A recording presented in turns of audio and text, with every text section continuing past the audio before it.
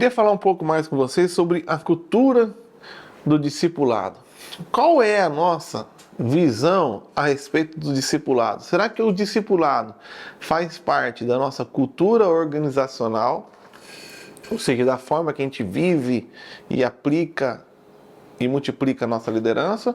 Ou o discipulado é só um programa que a gente executa para cumprir uma tabela? Porque eu vou falar para você, se você tentar executar o discipulado como um programa na igreja, já te antecipo, não vai funcionar, e o pouco que funcionar não vai surgir efeito nenhum. O discipulado, se a gente vai se propor a entrar nesse tipo de projeto, e a gente quer influenciar as pessoas a entrar nesse tipo de ministério, de igreja multiplicadora, em todas as áreas dos nossos projetos, em todos os aspectos da nossa liderança, a igreja, das nossas coordenações, eles precisam ser exercidos tendo como discipulado, como um estilo de vida, um estilo de liderança. Nós temos ali, por exemplo, o livro Aprofundando Raízes, porque ele serve tanto, tem que entender, tanto para a formação de novos líderes, quanto para o evangelismo discipulador. Então a gente como líder forma líderes através do discipulado, e as nossas ovelhas geram outras ovelhas através dessa cultura de discipulado. Vocês vão reparar que todos esses princípios agora servem tanto para o pastor quanto para a ovelhinha ali. Mas a ovelhinha só vai conseguir entender aquilo se ela ver, receber, enxergar aquilo, a gente que está arrastando eles através do nosso exemplo. No livro Raízes, eles trabalham um acróstico ali, né? RAIZES, de 6 princípios, que falam como nós aprofundamos raízes através desse relacionamento. Então, qual que é o primeiro princípio? Nós temos que se relacionar com a pessoa que a gente está treinando. Não é, se eu tenho uma equipe lá na minha igreja, eu não posso ter essa equipe só como um povo que eu vou encontrar para dar ordem nas reuniões administrativas. Eu tenho que ter um estilo de vida relacional com eles, porque é através desse estilo de vida relacional que eu vou influenciá-los, servi-los e ganhar autoridade para influenciar na vida deles. Você tem dentro da sua equipe as pessoas que você influencia através do relacionamento? Segundo ponto do livro Raízes, nós somos responsáveis por agregar essas pessoas ao nosso programa, ao nosso sistema. Então, desde o cara que está evangelizando alguém para chegar na igreja, desde um pastor que está formando uma equipe de liderança, é meu papel integrar essa pessoa ao todo, a fazer essa pessoa enxergar que ela faz parte de um programa maior e ela precisa se dar bem com aquela pessoa, porque geralmente ela não tem. É eu que sou responsável de agregar essa com aquela. Então, como estava falando com o pastor Pedro Veiga ali, né? Nós criamos uma rede de discipulados e ele diz que descobriu que o papel dele é costurar. É mais costurar essa rede do que qualquer outra coisa. Então nós criamos redes que vão se rompendo por atritos, por situações.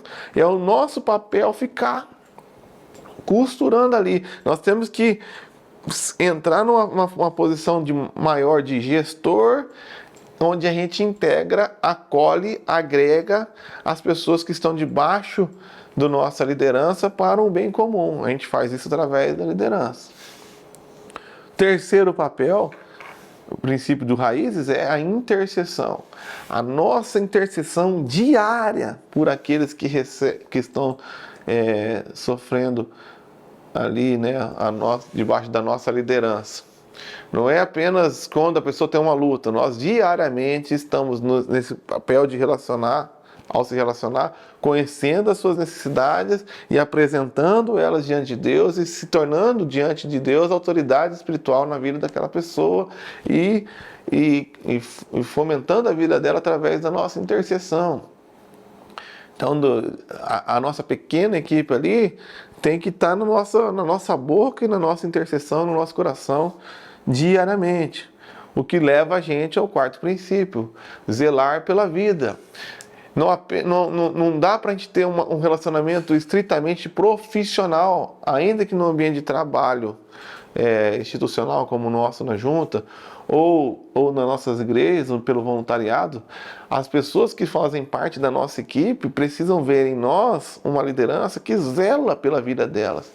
Então é papel nosso saber se o nosso liderado está tendo, como é que está o casamento dele, como é que está a questão financeira, como é que está a criação do filho. Às vezes ele está tendo uma luta ali e a gente está preocupado em executar uma função, mas aí o cara está tendo uma tentação ali com uma outra menina, com uma moça, e a gente vai descobrir quando o estrago vier. Então a gente precisa estar tendo esse zelo, esse cuidado, essa preocupação, demonstrar, criar esse ambiente transparente, onde você abre o teu coração também, abre as suas lutas, para que a gente resolva o problema antes, pela prevenção e não pela remediação. Isso tudo é papel do discipulado. Ele evita um monte de coisa antes, né? Alguém já disse que quem confessa a tentação não precisa confessar pecado, né? Então a gente evita um monte de problema. Às vezes o cara está em crise financeira, pensando em abandonar o projeto, e a gente só vai descobrir quando ele avisar que vai cair fora. E ele está pensando nisso há 6, 7 meses. Se a gente tivesse zelando pela vida da pessoa, a gente poderia estar ali instruindo, poderia estar tentando até procurar soluções com a nossa posição, enfim. Nós precisamos zelar. E o quinto princípio é ensinar, transmitir a visão que a gente acredita, ensinar o evangelho quando estivermos discipulando e ensinar os princípios do nosso projeto quando a gente estiver liderando e formando liderança. É o meu papel ensinar o líder que está em formação sobre aquilo que eu acredito, da maneira que eu acredito e como a gente espera que a gente quer que a coisa aconteça. A gente não pode terceirizar isso. Ainda que a gente possa usar ferramentas de suporte e de apoio, a visão principal tem que ser formada por nós. Eu estou com os meninos que eu estou formando lá em teologia da nossa comunidade, mas antes de todos que ganharam o direito de ganharem 100% da bolsa do Seminário Teológico do Sul, por todo o respeito que temos, antes de tudo eu fiz um alinhamento teológico com todos eles. Peguei um livro de formação de discipulado, me alinhei com eles qual é a visão que a gente tem da igreja a respeito de alguns aspectos chaves ali, de igreja, trindade, consumação, enfim, soteriologia. A gente tem que alinhar a visão da nossa igreja dentro da mesma visão, senão vira uma divisão, e é meu papel isso. Se eu abdicar dessa posição, vai ser inevitável ter essa pessoa sendo influenciada por outra liderança, por um youtuber, ou sabe Deus da onde, e em pouco tempo está criando divisão ali, porque a gente está propondo a igreja multiplicadora e o cara é fã do DNA. Então a gente precisa assumir a responsabilidade de influenciar através do ensino. E aí, depois que a gente cumpre esses 5 passos, fica fácil exercer o sexto, que é solicitar contas. Uma vez que eu me relaciono contigo, intercedo por você, eu te acolhi, zelo pela tua vida, transmiti a visão, agora eu preciso solicitar contas. O que não pode acontecer é eu simplesmente solicitar contas, sem ter feito isso antes, sem ter proposto isso. E também não posso fazer tudo isso e depois não ter uma solicitação de contas. Nós temos uma responsabilidade a cumprir, nós temos uma meta, um alvo, um objetivo. Então nós precisamos solicitar contas. E um outro livro muito, muito top a respeito desse assunto, que pode nos trazer ali questões práticas do nosso dia a dia, é o livro 8 Hábitos de um Líder Eficaz, de Vieira. É um livro muito bom. E, cara, e vamos falar real, é muito bom de ler, vale a pena, compre e leia. Mas você não precisa ler o livro para entender o que ele está propondo. São 8 hábitos, ou seja, coisa prática. A gente lê o livro para se convencer a fazer aquilo, e eu vi historinha dele sobre aquilo. Mas são 8 hábitos práticos que a gente deve executar. E eu queria desafiar você a refletir um pouco sobre esses 8 hábitos. Primeiro hábito do líder eficaz. O líder eficaz sonha. Um líder eficaz sonha alto e sonha em voz alta. Quando a gente sonha alto e sonha em voz alta, ou seja, sonha audivelmente, a gente leva o povo a sonhar também, leva os nossos liderados a sonhar, né? A gente tem isso aqui, o pastor Fernando Brandão, vamos avançar ou recuar, e a gente vai fazer a segunda carreta, e a gente vai não sei o quê, e vamos alcançar não sei o quê. Nós temos que sonhar alto e fazer as pessoas se sentirem participantes daquele sonho. Então eu cheguei em Bela Vista, tinha 5 pessoas no culto, eu falava assim, Deus, o que Deus vai fazer na nossa igreja vai fazer esse nome da cidade ser real. As pessoas vão vir para a nossa cidade, vão ter uma bela vista do paraíso através do que Deus fará na nossa vida. E o povo começa a ver, esse pastor é maluco, ele está acreditando, ele está sonhando, e as pessoas vão comprando a briga. E tem aquele barracão onde está o estacionamento, eles vão sair de lá e a gente vai lá e vai crescer. E quem crê verá a glória de Deus. Quem não crê vai assistir, porque não vai ter como não ver o que Deus está falando. Nós temos que sonhar alto e estimular as pessoas a sonharem. Nós temos que parar diariamente na nossa agenda ali e sonhar alto para o nosso projeto, para a nossa região, para os nossos missionários, para os nossos radicais, para a nossa igreja local e estimular as pessoas a comprarem esse sonho também. Segundo hábito, oração.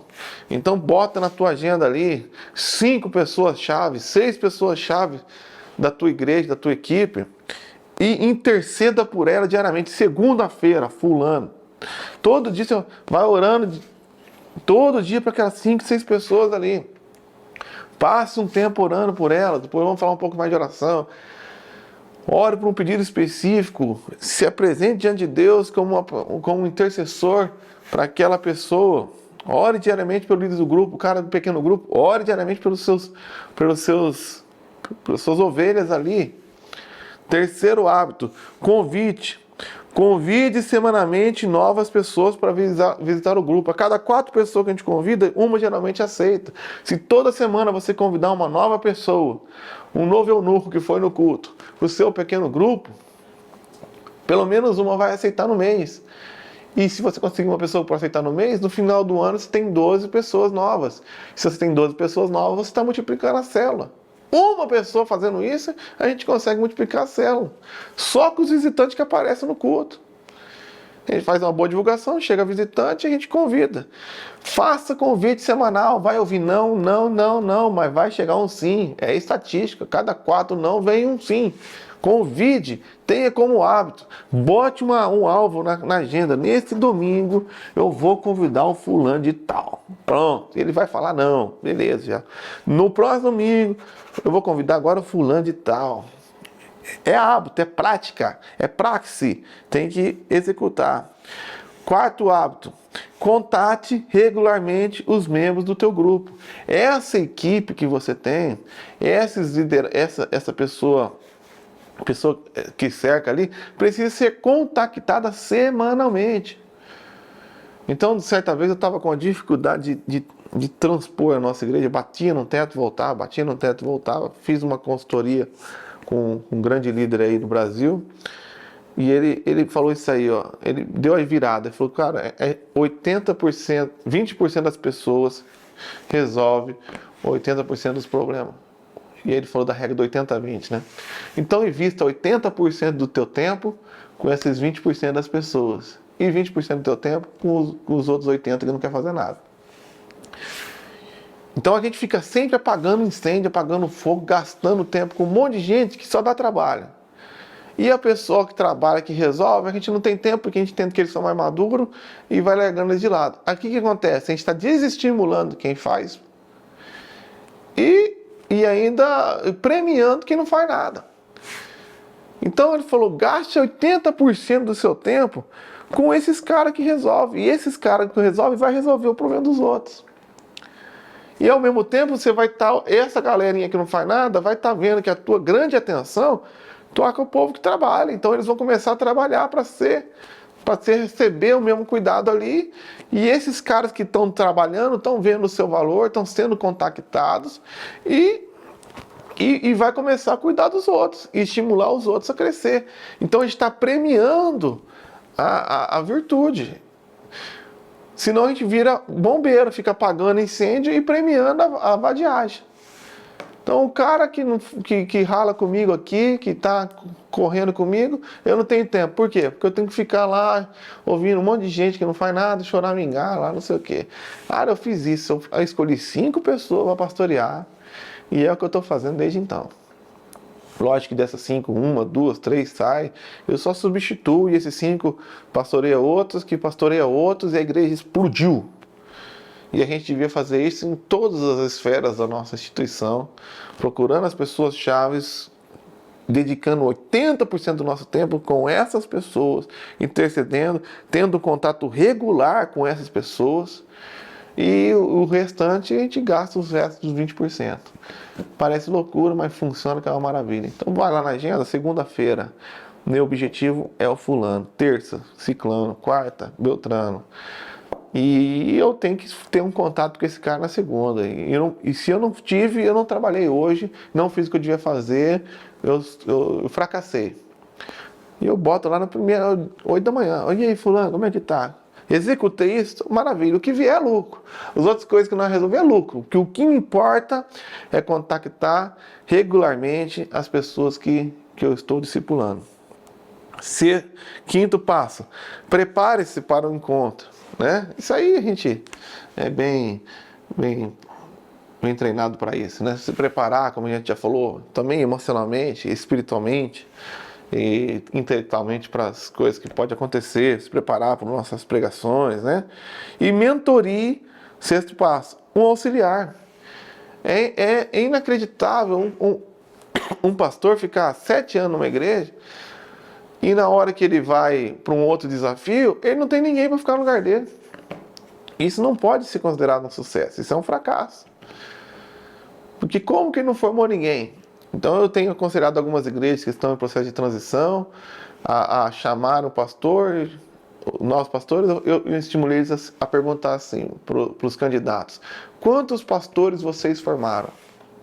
Dos ministérios que vocês dirigiram, quantos pastores formaram? Se o cara não formou, não é interessante. Às vezes ele é um ótimo operacional, ele é um ótimo pastor, mas a gente fica fechado nele ali. Então a hora que ele a hora que ele decidir ir embora, a igreja vai morrer de novo, vai acabar, porque ele não formou ninguém.